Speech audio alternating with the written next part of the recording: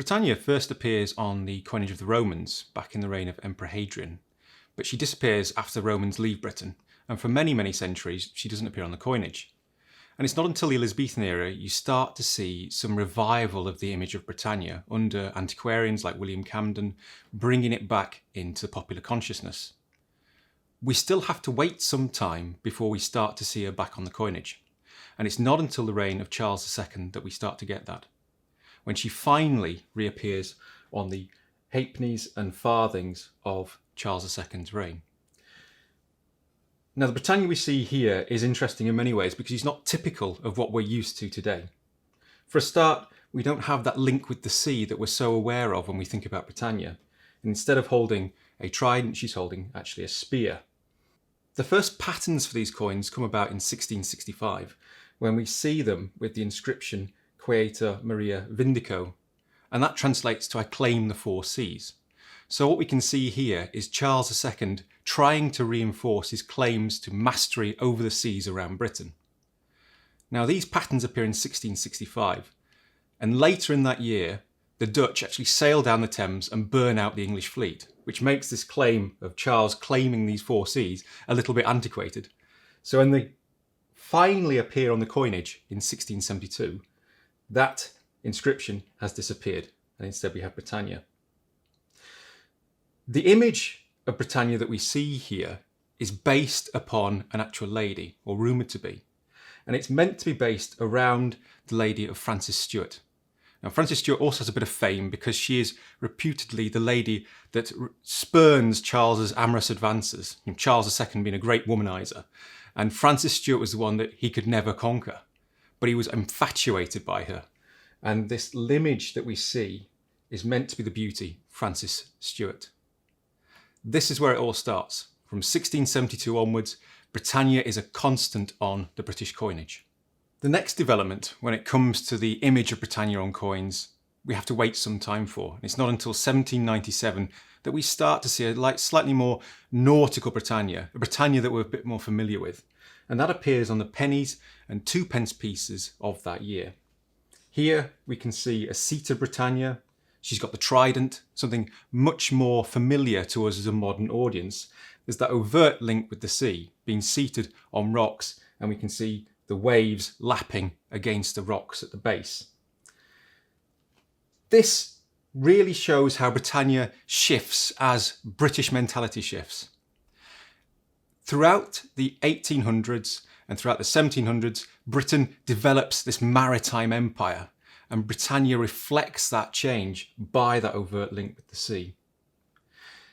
These pieces are interesting because these coins, these cartwheel pennies that I hold in my hand here, we can see the name cartwheel refers to this distinctive rim around the edge, sort of resembling a cartwheel, hence the nickname.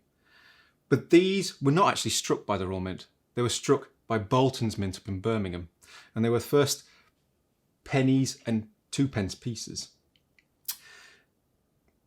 They stayed in circulation for an awfully long time, and that meant that this image of Britannia would have been very familiar to people. And because they were in circulation for such a long time, you can find examples of these coins worn with nothing left of the actual image because they were passed from hand to hand so much for the best part of a century nearly. Now what we can see here are pennies from 1860, and Britannia is also featured on them. This is a Britannia that many people will be very, very familiar with in Britain because it has all those classic characteristics that people associate with the image of Britannia, and that was used for many decades after this.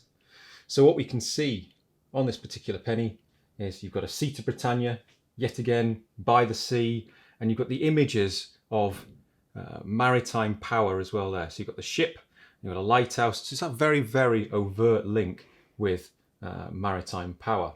And that's hardly surprising because during the Victorian era, that maritime empire that we know with the British Empire really does expand.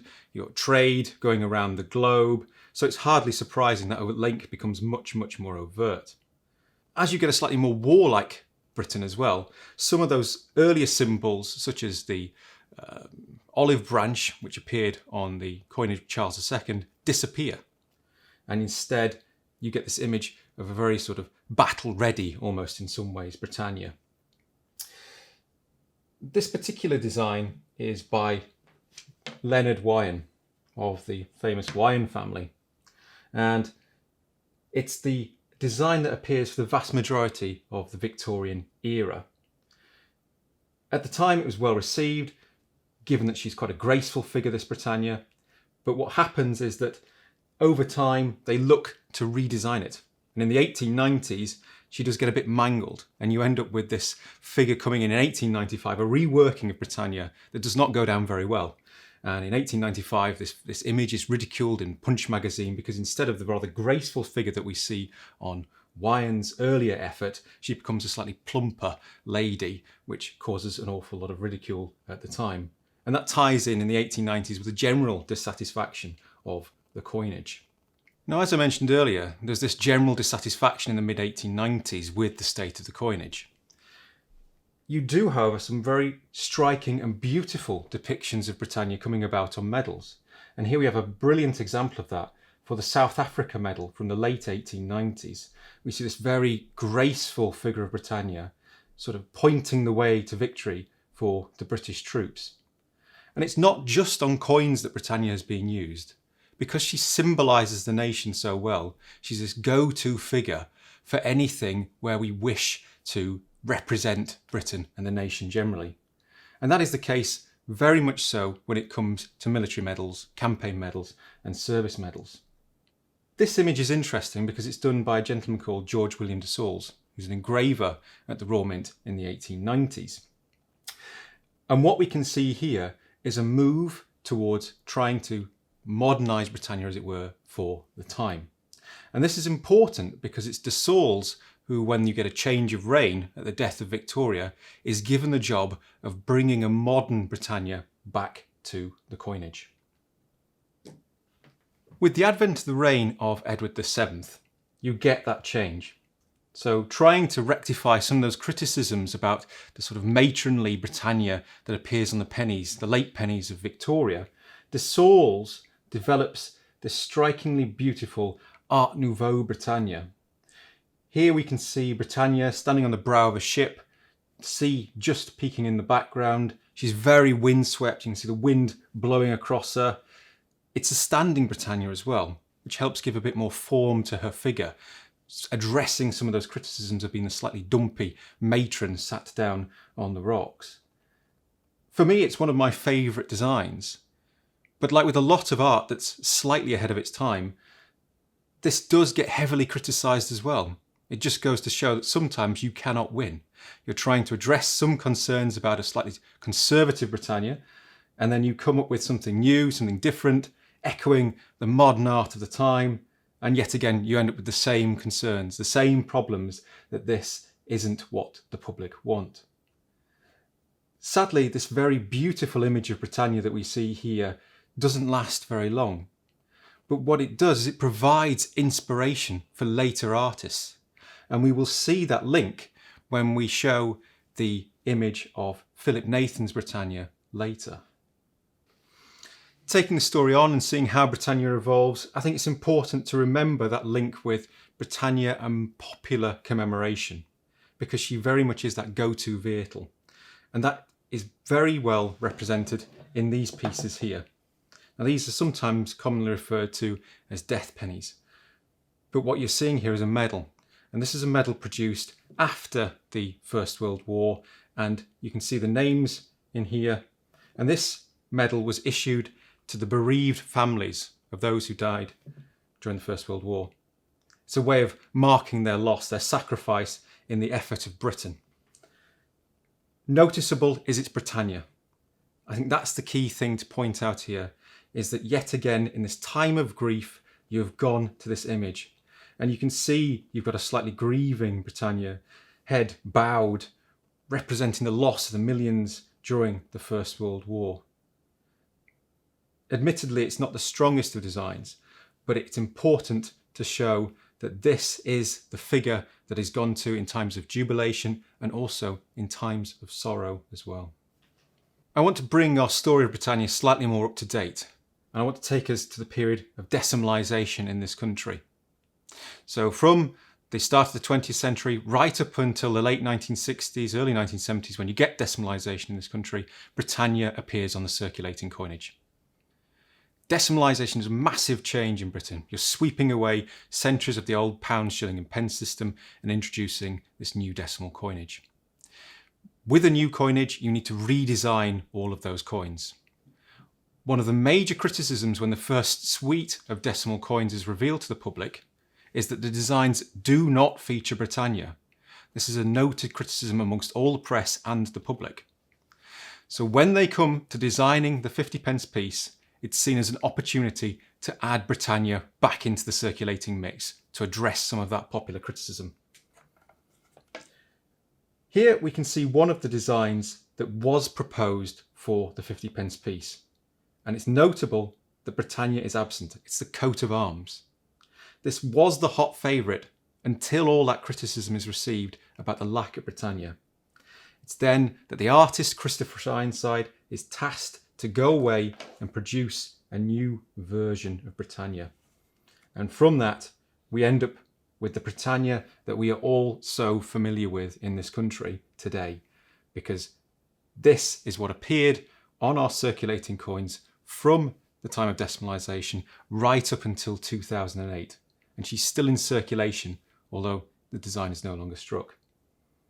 Ironside, you can see, is channeling those earlier versions of Britannia. We have this seated version of Britannia. Admittedly, there isn't that sort of overt link with the sea because you can't see any sort of seascape around here. She's holding a laurel wreath, referencing the aspect of peace that we've seen earlier. She has the trident as well, which is that link yet again in with the sea.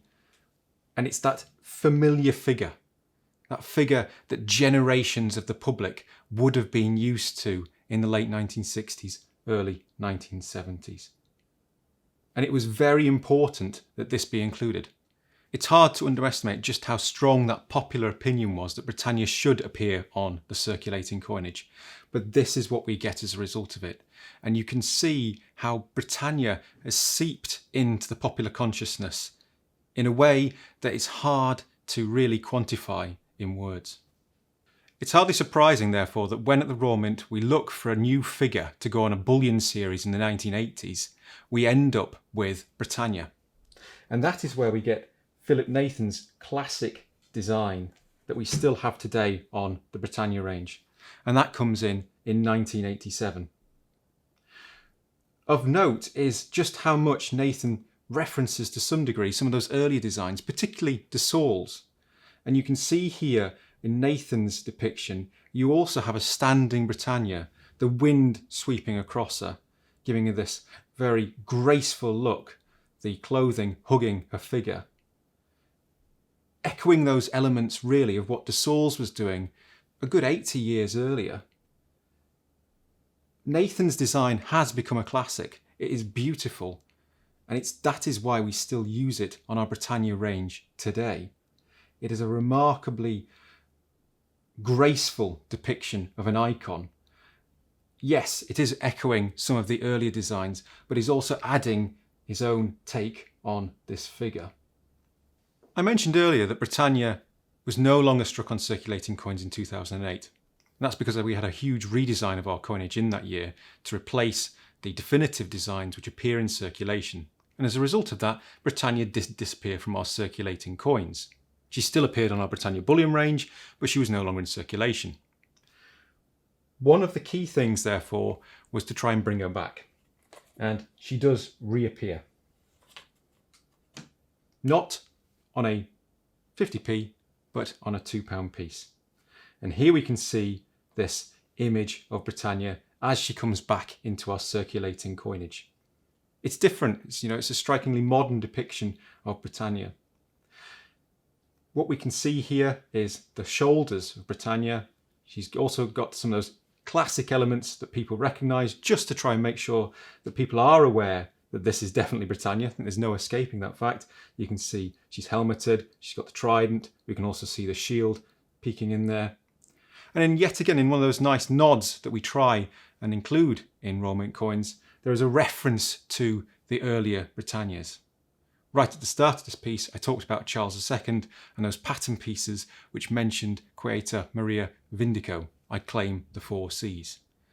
That's included on these £2 pieces because that is the edge inscription for these new circulating £2 pieces. So we can see here how we always have that one eye on what has gone before.